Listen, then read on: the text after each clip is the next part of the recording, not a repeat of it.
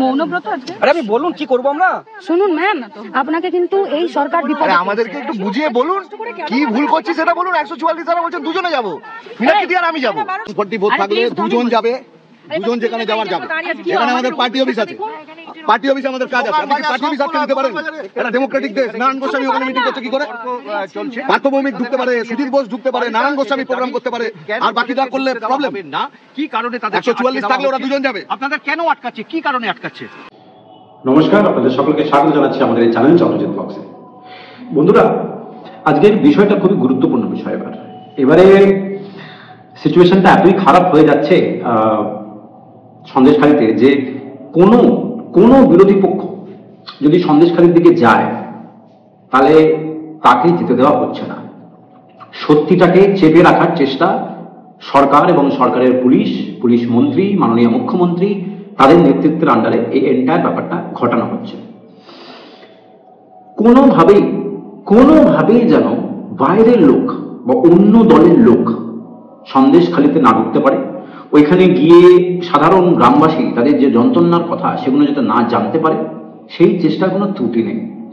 আমরা এর আগের ভিডিওতেই বলেছিলাম বিজেপি যারা ওখানে যাওয়ার চেষ্টা করেছে তাদেরকে মোটামুটি ভাবে জেলে পুরে দেওয়া হয়েছে, অ্যারেস্ট করে নেওয়া হয়েছে, ফলস ইমপ্রিজনমেন্ট হয়েছে। কিন্তু এটাও বলেছিলাম যে ডিওয়াইএফআই এর যিনি নেত্রী, জেনারেল সেক্রেটারি মীনাক্ষী মুখোপাধ্যায়, তারও যাওয়ার কথা ছিল। টিভি9 এর চ্যানেলের পর্দায় দেখলাম যে ডিওয়াইএফআই এর নেত্রী এবং ওদের যে জেনারেল সেক্রেটারি মীনাক্ষী মুখোপাধ্যায়, তার দলের সঙ্গে তারা ওখানে যান। তারা গ্রামে গ্রামে, বাড়িতে বাড়িতে ঘুরে ঘুরে জিজ্ঞাসাবাদ করছিলেন, যন্ত্রণার কথাগুলো নিজে কানে শুনতে চাইছিলেন, গ্রাউন্ড রিয়ালিটিটাকে দেখতে গিয়েছিলেন। তারপরে তাকে ধরে নেওয়া হয়, তার পথ আটকে দেওয়া হয়।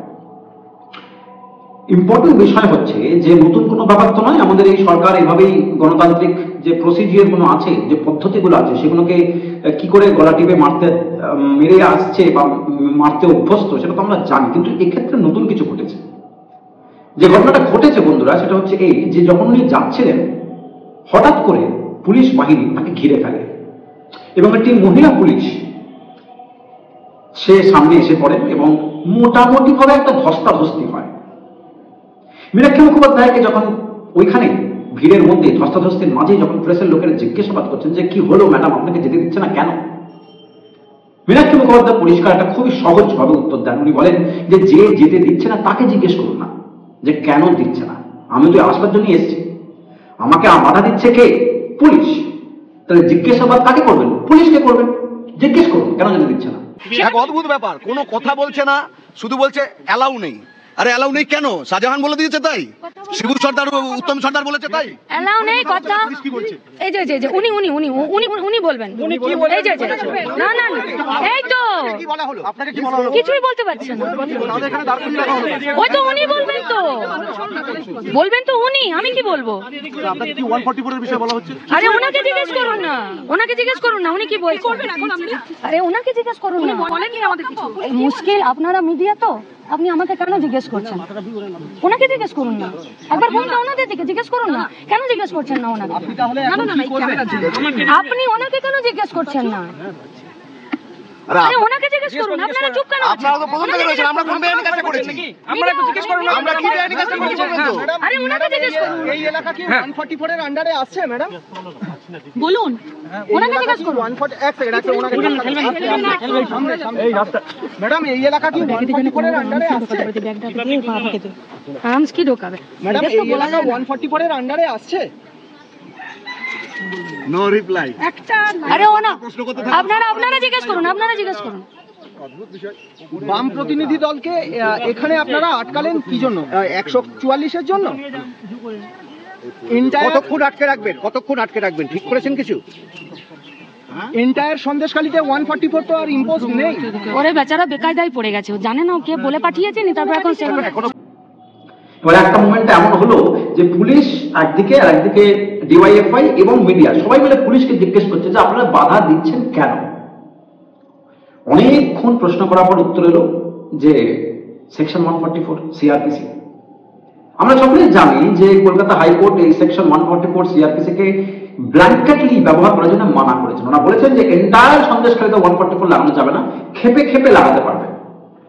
কিন্তু তা সত্ত্বেও 144 এর ধারা দেখিয়ে এদের বাধা দেওয়া হচ্ছে। একবার দেখে নিন বন্ধুরা ভিডিওটা। বলছি 144 আছে তো, 144 তো আমি বললাম দুজন যাবে। দুজন যাবে তো, তাহলে দুজন পেয়ার হয়ে যান, আমরা দুজন বেরিয়ে যাই। তুমি আসো। উচ্চ আধিকারিক মহিলা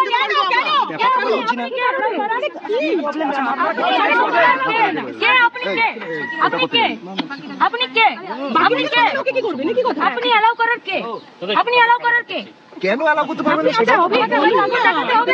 আমাকে এখান থেকে বেরিয়ে যেতে হ্যাঁ ঠিক আছে, এই আমরা শোন না, কি আশ্চর্য! যা যেতে দিন আমাদেরকে, ওনাকে যেতে দিন। আচ্ছা, এইটাই হচ্ছে এই রাজ্যের পুলিশের চরিত্র। আচ্ছা, আপনি তো মীনাক্ষী কথা বলেন। রাজ্যের মুখ্যমন্ত্রী মমতা ব্যানার্জি, এই যে আমি বলছি এটা মিডিয়া হাউস আছে, আপনাদের তো নিশ্চিত ভাবে কোনো না কোনো মিডিয়া পার্সন এই মুহূর্তে নবান্নতে আছে বা পুলিশ মন্ত্রীর কাছে বা এই জেলার এসপির কাছে।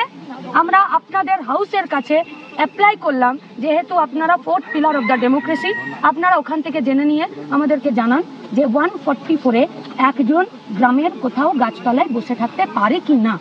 যদি পারে, লিগালি আছে, তাহলে এই ভদ্র মহিলাকে এক্ষুনি শোকজ করতে হবে। বন্ধুরা আপনারা দেখলেন, তারপরেই মীনাক্ষী মুখোপাধ্যায় বলেন যে আচ্ছা ঠিক আছে, আমরা 144 মেনেই, আইন মেনেই কাজটা করি। আমরা জানি এটা বড়ই অবৈধভাবে 144টাকে ব্যবহার করা হচ্ছে, কলকাতা হাইকোর্টের নির্দেশের বিরুদ্ধে যাওয়া হচ্ছে, কিন্তু তবু পুলিশের কথা মেনে আমরা কাজ করি, আমরা দুজন মিলে যাই, যেমন 144 লেখা আছে। কিন্তু আপনারা আশ্চর্য হয়ে যাবেন, যখন ওরা দুজন মিলে যাওয়ার চেষ্টা করছে তখনও আটকা দিচ্ছে, তখনও বাধা দিচ্ছে। এবার তো বোঝা যাচ্ছে না কারণটা কি। ওরা প্রশ্ন করছেন পুলিশকে যে কেন যেতে দিচ্ছেন না, মুখটা খুলে বলুন। পুলিশ বোবার মতন তাকিয়ে আছে আর বাধা দিয়ে যাচ্ছে। পুলিশের এতটা অবস্থা শোচনীয় হয়ে উঠেছে এই রাজ্যে, বাড়ির চাকরের মতো রাজ্যের পুলিশের হাল। লজ্জা হয়, দুঃখ হয় ওদের জন্য। ওরাও তো ভদ্রলোকের বাড়ির সন্তান। ইনফ্যাক্ট মীনাক্ষী মুখোপাধ্যায় ওনাকে বললেনও যে আপনি কিন্তু খুব বিপদে পড়বেন, আপনি সত্যিই বিপদে পড়বেন, কারণ আপনি যাদের জন্য করছেন বা যার কথা শুনে এখানে এসেছেন তারা কিন্তু সময় পেলে আপনাকে ল্যাং মেরে পালিয়ে যাবে, হাসবেন আপনি তো পড়াশোনা করে পরীক্ষা দিয়ে পাশ করে চাকরিটা করছেন, নিজের পায়ে গুণ মারছেন কেন? তাতেও কোনো উত্তর নেই। বন্ধুরা একবার দেখে নিন আপনারা। আর যখন যদি 144 না থাকে, বাংলার পর্দায় মীনাক্ষী মুখোপাধ্যায় তিনি পৌঁছে গেছেন ধামাখালীতে। তিনি আরো ভেতরে যাওয়ার চেষ্টা করছিলেন, পুলিশের তরফ থেকে তাকে বাধা দেওয়া হয়। কি কারণে বাধা দেওয়া হয়েছে মীনাক্ষী জানতে চাইলেন, কিন্তু পুলিশের তরফ থেকে সেরকম কোনো উত্তর পাননি বলেই দাবি করছেন বাম নেতৃত্ব।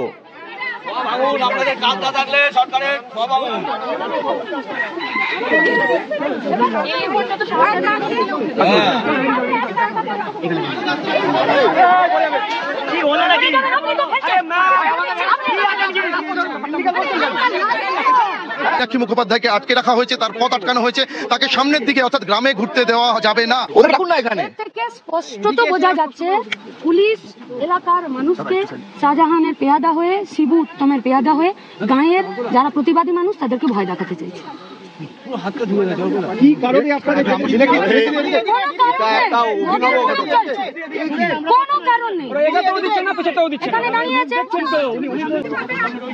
চলুন দিদি, চলুন। শুনুন, কেউ বাঁচাবে না আপনাকে, দুর্নীতির সঙ্গে কেউ বাঁচাবে না। সবাই নিজের রাস্তা ঠিক পার করে নেবে আর পালিয়ে যাবে আপনাকে একা এখানে ফেলে, বুঝলেন? ভদ্র ঘরের সন্তান আপনি, আপনাকে বিপদে ফেলছে। বন্ধুরা আপনারা দেখলেন, এরপরে মজাটা এমন জায়গায় যায়, সেক্ষেত্রে হয় কি যে মীনাক্ষী মুখোপাধ্যায় এবং দলের লোকেরা বলে যে এই যে আপনি বাধা দিচ্ছেন, তাহলে এক কাজ করি, আমাদের কাছে একটা রিটেন কমপ্লেন আছে, চলুন থানায় যাই। এই হাঁটতে হাঁটতে ওই সামনে থানা আছে, থানায় গিয়ে কথা, এটা হচ্ছে পুলিশের সঙ্গে ডায়লগ, যে চলুন থানায় যাই, থানায় গিয়ে কথা বলি। চলুন, সেখানেও যদি দিচ্ছেন। আমার কাছে কমপ্লেন আছে, সেই কমপ্লেনটা আমি থানাতে জমা দিতে যাবো। চলুন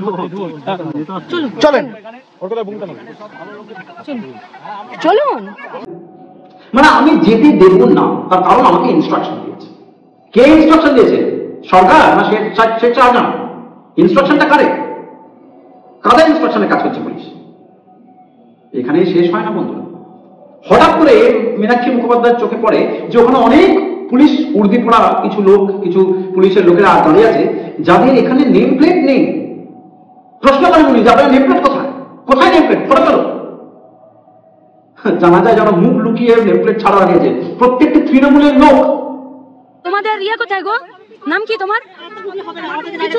এসব তৃণমূলের লোকরা দাঁড়িয়ে আছে পলাশদা, কারো কোনো নাম নেই, কারো কোনো নাম নেই, এটা সব কটা এরা তৃণমূলের লোক। ছবি তুলো না, ছবি তুলো না। এই মুখ থেকে নামাও, কাপড় নামাও, এই মুখ থেকে কাপড় নামাও, মুখ থেকে কাপড় নামাও। নেম প্লেট লাগানো কেন? সব নেম প্লেট। নাম কি? এই নেম প্লেট কোথায়? নেম প্লেট কোথায়? মুখ থেকে কাপড়টা নামিয়ে দাও। এই ছবিগুলো তোলো, ছবিগুলো তোলো। এই জামা কাপড় কোথায় পেলেন আপনারা? এই কাপড় নামাও, এই কাপড় নামাও, এই ছবি তোলো, এই ছবি তোলো, এই ছবি তোলো, এইদিকে এইদিকে এইদিকে এইদিকে ছবি তোলো, ছবি ছবি তোলো। আপনারা জিজ্ঞেস করুন না, এখানে যারা মুখ দেখে এসেছেন তারা কিন্তু তৃণমূলের নেতা এসেছেন। আপনারা দয়া করে যে ছবিগুলো আপনারা নিন। আপনি কত বড় বিপদ করছেন জানেন? আপনারা নিজে করছেন। পুলিশ সেজে দাঁড়িয়ে আছে, তাহলে পুলিশের উর্দি বাজারে বিক্রি হচ্ছে। পুলিশকে এতটাই খারাপ ভাবে ব্যবহার করা হচ্ছে যে নকল পুলিশের একটা বাহিনী দাঁড় করিয়ে দিয়েছে ওখানে, যারা জানেও না যে কোন কারণের জন্য বাধা দেওয়া হচ্ছে, ভূতের মতন দাঁড়িয়ে আছে ওখানে। কতটা লজ্জার বিষয় আপনারা ভাবুন তো। এটা পরিষ্কার অ্যালিগেশন করছে যে আপনার নেম প্লেট কই, সবটা তৃণমূলের লোক। বোধহয় আপনারা দেখে নিন, ওরা বিশ্বাস করবেন না, দেখে দেখে নিন একবার। আপনারা দেখেন এটা হচ্ছে বাংলা এবং বাংলা পুলিশের হাল। আর এইরকম একটা সাংঘাতিক সিচুয়েশন আমরা আশা করব বা আশা করছি যে সন্দেশখালীর মহিলারা নাকি বিচার পাবে। একটা কথা বলুন তো, যে এই সিচুয়েশন দাঁড়িয়ে দোষীরা কি কোনোদিন সাজা পাবে, নাকি আমাদের এই সরকারটাকে ফেলে দেওয়ার প্রচন্ড পরিমাণে প্রয়োজন হয়ে উঠে পড়েছে? মানে এই ডেমোক্রেটিক বাংলাটাকে একটা আনডেমোক্রেটিক বাংলা, একটা ডিক্টেটরশিপ জায়গা নিয়ে চলে যাচ্ছে। আজকে পুলিশকে এইভাবে ব্যবহার করা হচ্ছে, নকল পুলিশ সাজানো হচ্ছে, পুলিশের জামা কাপড়, পুলিশের উর্দি বাজারে বিক্রি হচ্ছে। এটা একটা নতুন প্রতারণা। সুতরাং আমার মনে হয় যে দ্য টাইম হ্যাজ কাম, যে এই ধরনের একটা বিশৃঙ্খল সিচুয়েশন এই তৃণমূলের রাজত্বে আর মেনে নেওয়া যায় না। সাধারণ মানুষের হাতে কিন্তু একটা সাংঘাতিক অস্ত্র আছে, সে অস্ত্রটা হচ্ছে ভোটের অস্ত্র, ভোট দানের অস্ত্র। তৃণমূলের জোড়া খুলে ভোট দেওয়া মানে নিজের সর্বনাশ ডেকে আনা। বন্ধুরা, যদি আপনারা এই বক্তব্যের সঙ্গে একমত হন তাহলে অবশ্যই ভাবে কমেন্ট সেকশনে জানাবেন। দেখা হচ্ছে নতুন ভিডিওটা একটা অন্য ইস্যু নিয়ে। সঙ্গে থাকুন, আর যদি নতুন এসে থাকেন তাহলে অবশ্যই চ্যানেলটাকে সাবস্ক্রাইব করতে কিন্তু ভুলবেন না। নমস্কার, জয় হিন্দ।